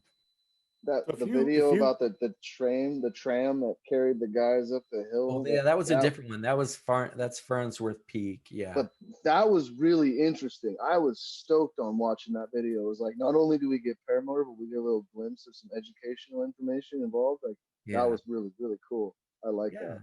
I need to do more of that. Give folks some, information and entertainment kind of thing. Oh, for sure. Because I don't mean to downplay anybody who's making paramotor films, but it seems like at this point, if you become a paramotor pilot, it means you have to stick a GoPro on you at some point and then put it onto the internet. And it's gotten to the point of being repetitive almost. And the places and people who stand out are the ones like that video, for instance, where it gives you some content that's not just the same mundane look at me, I can fly. And that always, I mean, at least my personal opinion is that is the kind of stuff that grips me and keeps me involved. If I watch a Tucker video and it's just, hey, I'm going to go to Chick-fil-A today, it's like, nah, moving on. I don't care if you can fly to Chick-fil-A or not. But when there's something that has some depth, then it really hooks me in. And that video of some of your series, that one specifically stood out to me. Yeah. Thank you. Yeah, I like that. And it is kind of a discovery. We like to discover things and learn, and you're like, oh, that one was fascinating because I just look over and there's these towers on the mountain, and I was just going, was there a ski resort at one time? What was this? And so I had to work that out of my system on what's this all about. So I did a little bit of researching and found that at one time that was how they got guys up to the top to work on the antenna, was a tram.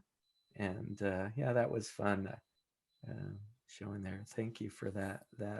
And then I got to jump off here in a second myself, but I have one other question, and this is one of those fun ones between me and you because we got to have a shared experience, but different one. How much fun was it to hang out with Kyle? Kyle's incredible. He is a flyer and just a good dude. Isn't he a good dude? I mean, like hanging out with one of your best friends that just came along. I mean, it was amazing. No, he has got such a good heart. I mean, you just meet him. I'm like, hey, Kyle, and he's got no attitude about, and I'm sure that I can annoy people, and you can get annoyed by strangers and other people, but he he's just fun. That was so, and that was good to see him fly with you too. And Oh, you, we had so much fun. It was such a good time hanging out. I made an epic mistake. I was invited to go with him up to hang out with Dimitri and Max and them. oh And yeah, I decided I was gonna stay and clean up the beach house and head back to the family instead of going up there. And then in hindsight, after coming home, it was like, oh, you're an idiot. You yeah. should have stayed. It's funny. So I was talking to Sean about my wife is not a flyer. She's got no desire to go up in the air with me. She likes to stay on the ground, but she looks for opportunities for me to get out and fly and all that. She's the one that spotted Kyle, and she's like, "Oh, Kyle is coming to the point of the mountain. You got to get down there." And I'm like, I mean, I don't know if I've got time. You start going, and she was the one that kind of like, no, this is Kyle. You got to go play with him. And so I went down there Our and lady. yeah, and it was good. And so yeah, we can kick ourselves afterwards. It's like, yeah, if Sean or Brian or Kevin comes to town, we got to go out and fly with them, because you never know when you're gonna have that experience again. That's kind of a once in a lifetime thing. Well, I'm that annoying extrovert that'll text you like 75 times before I leave and then another 150 on the way. And you'll have like 17 missed calls in 5 seconds when I get there, kind of thing. So you won't Yeah. miss me. There you go. Yeah, I think it's we all kind of will come and go. Sometimes I'm introverted. Most of the time I'm an extrovert, but sometimes you never know. You're like, I don't feel like doing anything today. That kind of We're thing. only human. I, We all have those. I feel like that right until I see the forecast, and then it's kind of like how people feel about fishing or hunting. It's like, oh, I don't want to do anything. You want to go hunting? Oh, of course. Like, Yeah. they say that about flying. It's like, well, I just twist my arm. Yeah. Exactly. Hey, we got, before we leave, one more question in the chat, or actually it's two questions from Jim CR120. And Mr. I had Jim. I had a privilege of meeting him recently down at Aviator. He was just training with his son, Morgan. And question is, have you had any family get into sport, and what is your ideal hair event? No, I've got two sons. I've got an older son. He's in college. He's mechanical engineering senior here at University of Utah. He said, Dad, I want to fly, but I've always been on, you've got to have the passion yourself. I don't want to push anybody into flying, kind of thing. So none of my family fly but me. A lot of people have the concept of, oh, I think I would love to fly. I want to, it looks so easy. And then you see all of the, Tucker Got videos or anybody of the videos, and they start going, oh, I want to fly. But there's got to be some fire in the belly to get out and go after it, kind of thing. And so I'm always a little hesitant about when I see kids doing it. I kind of want to make sure it's their passion. It's not them. You're told to go fly, kind of thing. I'm not sure if I answered that, but I think it was at the CR8. I think I flew with him at Endless Foot Drag too. Jim CR120. Yeah, he's been in the chats for a while. Like I said, I just finally got to meet him. Yeah. But yeah, him and his son just trained down at Aviator, and I think he actually bought a wing from Kevin. Is that right? Yeah, I sold him an old Air Design Bolt, and I gave it to him. I think it was like $300 or $400, so he could spend some time kiting and getting comfortable with things before he went down to Aviator. That's cool.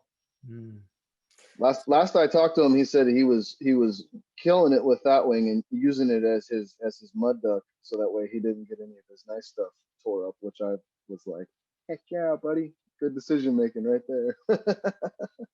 So what's your go-to wing brand there, Kevin?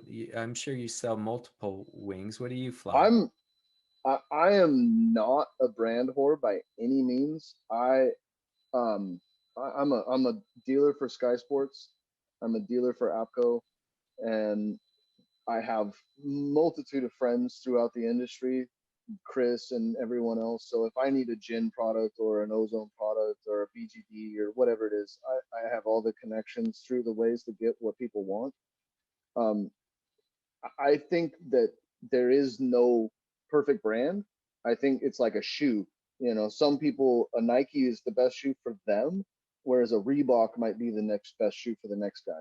So I don't think at this day and age, there's anything that we can consider that's bad. You know, there was a point maybe 10 years ago where there was a couple wings or a couple wing manufacturers that people would really push to stay away from. I think at this point, everything's kind of come up to a standard that we can expect. And it really just comes into tool for the job, in my opinion.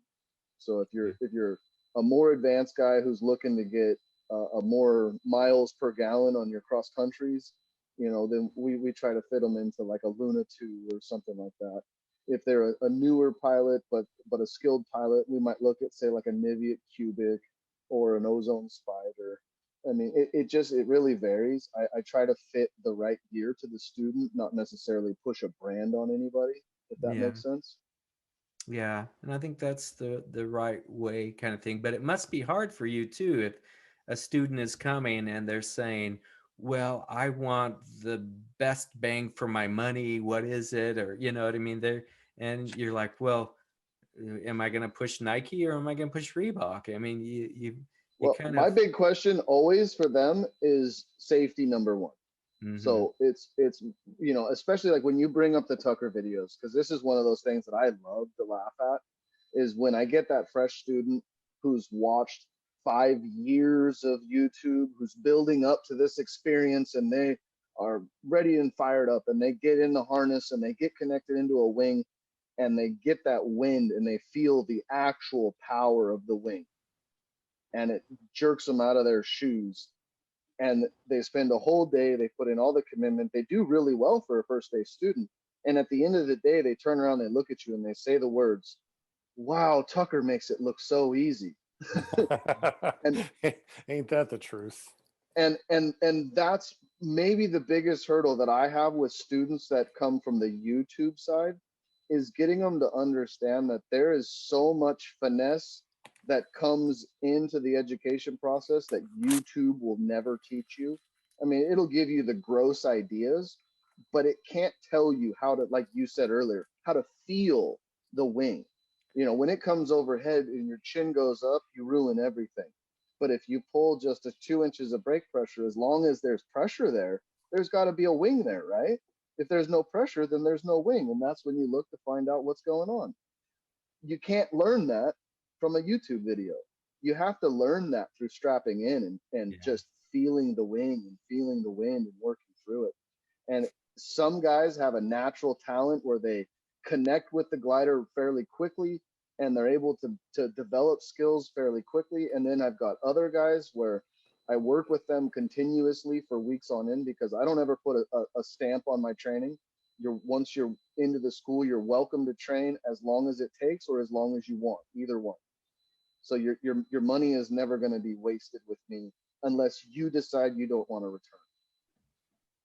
But like I said, if for every student that's graduated the school, they're welcome to attend an open kiting clinic that I hold each year, so that way they can get that beach time in. One of the big things that I see is most people fly in calm conditions, which means most people do forward launches, and they either don't have or never gained the reverse kiting skills. And then when they want to go fly a place like the coast, or like we have here in the Willamette Valley, we get the valley winds. And so you can take off in 3 miles an hour wind, but when you land, it might be blowing 8 or 10, which doesn't seem like much, but 8 or 10 is kiting wind. And it's enough that when you turn around reverse and you have to bring your wing down, you can very much land on your face and get drugged by your wing if you can't control it. Yeah. So we want to encourage that ongoing education. We want to encourage people to continue to build those skills. So that's why I don't recommend any given brand, because everybody develops their own skills at their own pace. And so even though a guy may have been flying or working on kiting for say a whole year, he may still need to fly a Mojo. Whereas another guy, he may only have 3 days worth of touching a wing, but his natural ability gives him the talent to go fly, you know, say like a spider. So it just varies. And as an instructor, I think like you were saying, it's my responsibility to kind of gauge and weigh out those measures to make sure that students aren't wasting their money on something that they're not going to like, but also equivocally, they're not trying to show up with a 19-meter free ride thinking that they can be the next Tucker Gott. So we always just try to find that happy balance, and safety being the number one balance to the element. Hey, That's Sean. a long-winded answer, but Yes, sir. Let me know when the joke of the night is ready, because Is it a clean joke of the night? I believe so. Otherwise, we have to go to like the after show. No, it's clean. Oh boy. Well, Are we ready? We have 15 minutes left right now until we're going to go to the after show, but we're still streaming, and I can wait. And we're still doing still a family show. So as long as it's a family joke, not a Family Guy joke. Well, Family Guy joke would be okay. Shane, it sounds like they're challenging your judgment here. And the swear jar is still on the table. We're not taking that. There's off. no cursing. There's no cursing. And no innuendos. Oh, there's an innuendo. All right. Okay, hey, go ahead. in all fairness, even the Disney movies we watch now have innuendo. That is true. That is true. I guess it depends on how harsh the innuendos are. We're just trying to keep this a family show. That's all. That's why we're having the after show being whatever you want to do. If you jump in the after show, hey, it's on you. So we'll wait for the joke of the night for the after show. You're gonna build up that anticipation. Yeah, it's a good one. Now that you said that, Leah is going to show up in the after show naked. Walter said, "Let it roll, chef." Leah, I'm gonna go ice down some meat, but I will definitely be back for your joke in the after show. Oh, Mark asked if it was an Amy joke. It's right up her alley. Oh.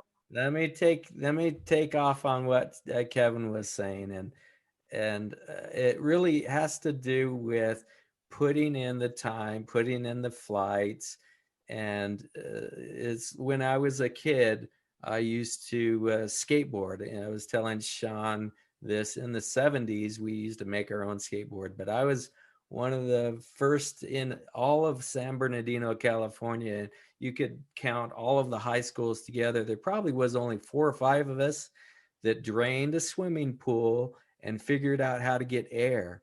And it was not easy. We had to put in the time on the skateboard to get up higher on that swimming pool, and you would try to hit first try to go over the light in the swimming pool, and then try to get all the way up to the coping. And forever we thought that was it, is grinding that coping.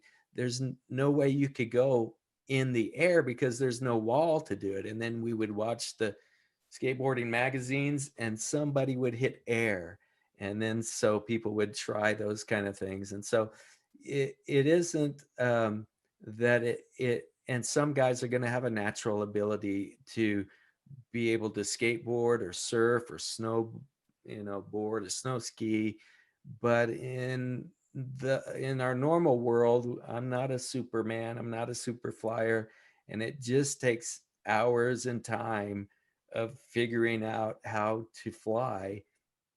And it's all about putting in the flights and putting in the hours, and then even then you're still gonna land on your belly and do a belly flop and say, man, I look like a new guy. Why am I not running when I hit the ground? That's so anyway, that's my take on the whole finding what looks easy is not really always the case. That they need to realize you got to be motivated to put in the time to go out. And I fly in 28-degree weather, or you get the wind chill and it's going to be cold out there. But it's because you have a passion inside to go do it. How important do you think is kiting skills. In all the years that you've been flying, is it more important to go out there with, you know, and do SIV courses or tricks, or is it more important to kite? Well, then let me back up. It's not all the years again, kind of thing. It's how much have I flying this week or this month, or you know, how much have I put in? Because in reality, I tell you, I've got a goldfish brain. Doesn't matter how much kiting I've done last year or 2 years or 3 years ago. I can actually pull the wrong thing if I'm not a consistent flyer. But definitely, yeah, you can ask any of the instructors, and it's all about being one with your wing. You got to know how to be. Oh no, I'll openly tell you from an instructor standpoint, kiting is a perishable skill. If it's Yeah. not something that you continuously keep sharp like the knife in your pocket, it will dull, and then you'll have a false sense of security when you go get onto a mountain, especially a paragliding launch. If you don't maintain good kiting skills and you get up on a paragliding launch, you'll get plucked on launch and dropped on your back, get drug into a bush or drug across someone else's wing and piss that guy off. Yeah. It's just, And different kiting skills, in my conditions. opinion, are paramount. Right. And If you can kite solid, you can probably fly solid. yeah. Well, and it's like you may be good in beach flying, you know, you may have that down, and then you'll get to a no wind, you know, mountain launch, and all of a sudden you're plucked and thrown down because you don't have the laminar. So you do have to fly in different conditions, fly continually working. So it's a sharpen that knife all the time kind of thing. And yes, you can have your checklists that I think are good to go to and say, I learned this from my instructor. I love that I remember to do this, this, and this. Uh, um, but yeah, kiting is key too. And even wings will fly differently, right? I took off my last Gin Falcon video that I did. That baby would want to shoot over my head, and it was just super fast. And here I am trying to learn how to fly this wing again because it flew different than my BGD or my Mac Para. And so yeah, you can cross over, you know, some of your learning, but each time you go out with that wing, you need to put some time in on it. I don't know. I'm talking like I know what I'm talking about. I don't know what I'm talking about. It sounds like you know what you're talking about, and that's what it's all about. It's show you my very mountain. true though. The easy way to understand it is it's like getting out of a Ford F-350 pickup truck and then getting into a Honda. They're both cars. They both have a gas pedal and a steering wheel and brakes, but they just operate feeling wise. They feel like different vehicles, even though they're both technically seats and a steering wheel. That's I think the point that JT's trying to make is that if you get into that truck and then you're not used to the turning radius, you may not be able to hit that parking spot like you want to, and you might hit some guy's Honda.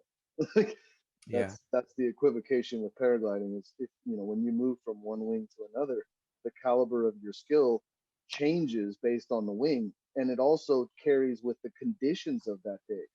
A hotter wing might be easier to use in more wind because you can kite it, get control of it, and then launch it. Or it might be easier for you to fly it in nil wind where you are the one doing the inflation. That's personal technique and personal feeling. Yeah. I'm trying to think. Some people will ask me about, is paragliding similar to paramotor flying, free flying and paramotor?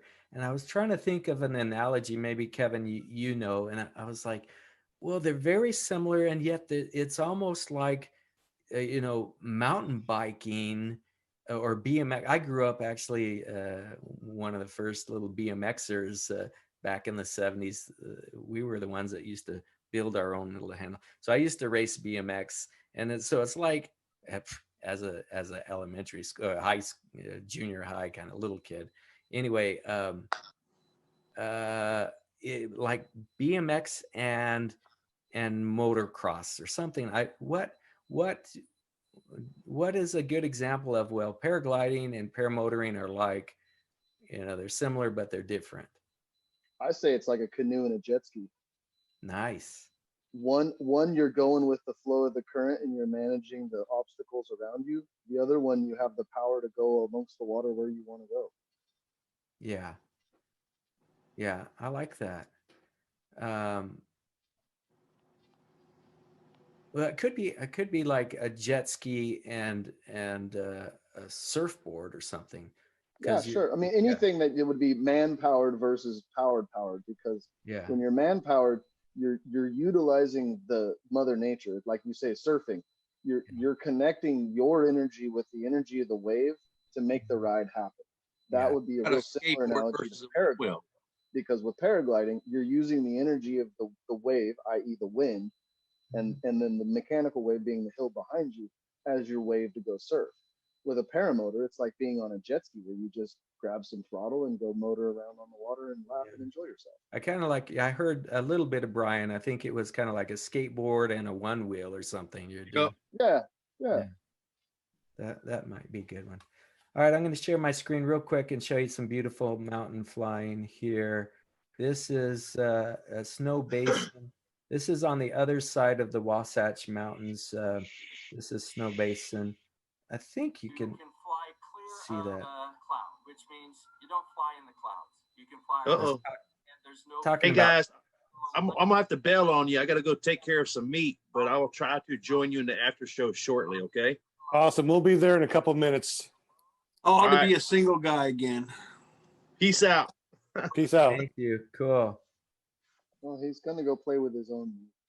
That's what I heard. That's all I heard. That's all I heard. And that'll be on the after party, so we'll hear more about that then. He's gonna tell you about his secret rub. I'm gonna come to the after party just to see if you can get. I'm a hard sell. Actually, you know, my goodness. When you get as old as I am, I actually used to do stand-up comedy in New York and Florida. I tried to. I was not very funny, and I realized these people are throwing things at me. I'm not making anybody laugh. I've done it all. Oh my goodness. Yes, yeah, you I have. cannot wait to hear Shane's story, and this is going to be fun. This is going to be really fun. So if you guys haven't jumped over already, go ahead and jump over. All of us here, we got to log out of here and go to that particular room because it's a different room altogether. Yeah. But you guys don't go anywhere because we're going to log off of the stream here and the audio a little bit separate. So everyone that's watching us, thank you so much. Jump over to the after party if you want to. It's going to be really fun because Shane can say whatever he wants to, which he can't wait to do. Of course. JT, thank you so much for being on here. We truly appreciate you. Can't wait for you to actually hear the podcast on your favorite podcast app in the future, since you don't do podcasts, right? Oh, wait, Yeah. that's right. I have to, so everything goes away and then I have to get back on Zoom, right? Yeah, correct. It's a totally different room. We're going to log out here and then we're going to run over there. Robert does it. They're like, okay, and he sends me and then you just kind of hang with Right. it. And the link is already in the chat, so we're going to run there. So thank you everyone for joining us. Thank you for watching us. We totally appreciate you. Thank you. We are out of here as far as the live stream. So live stream. All Peace right. out.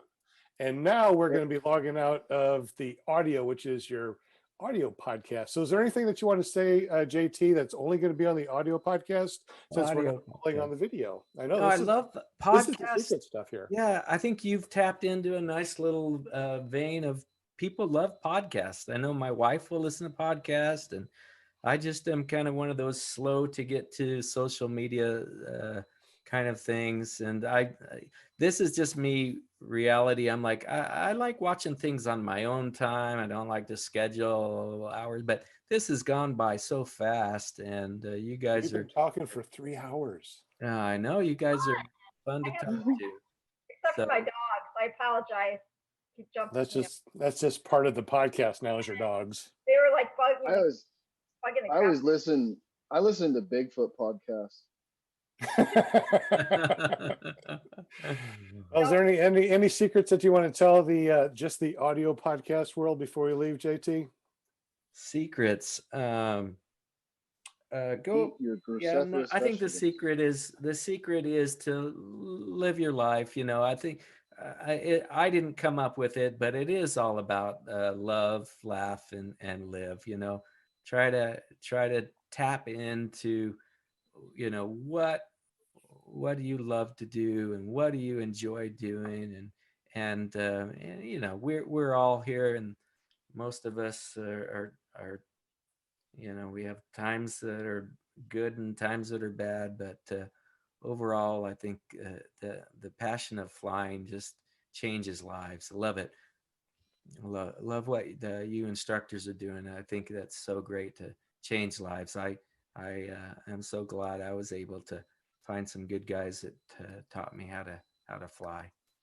Who taught you? Who was your instructor, JT? That might have been asked earlier, but I'm just curious. Utah paragliding is Jonathan Jeffries and Hal, and that's where I began paragliding. Russ Bateman is paramotor training here in Utah. Those instructors, I think, and you're constantly learning. So love watching, even actually, you know, Sky School online. There is some education you can get, and sure, you'll see these guys that teach, and I think it'll be good to.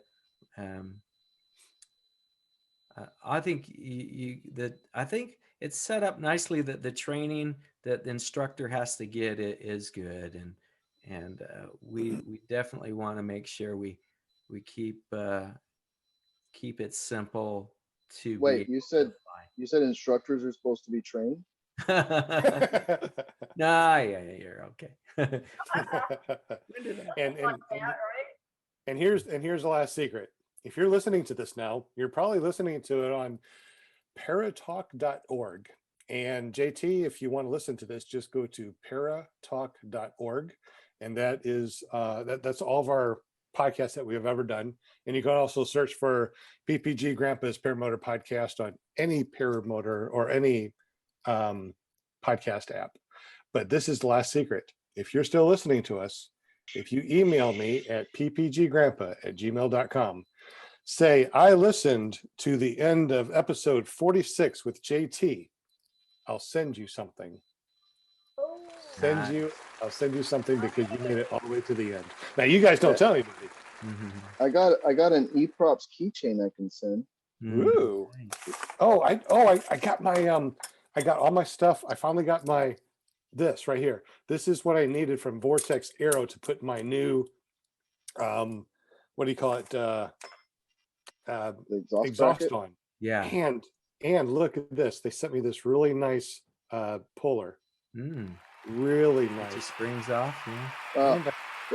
So they just said that we got to get out of this room before they can get into the other room. So, okay. Really? Oh, crap. All right. We're out of here. I'm going to jump off, you guys. Happy week. Monday's over, so hump day is coming up. So, all right. And thank you everyone for listening. We're going to go over to the fun room. Later, guys. Bye. Bye.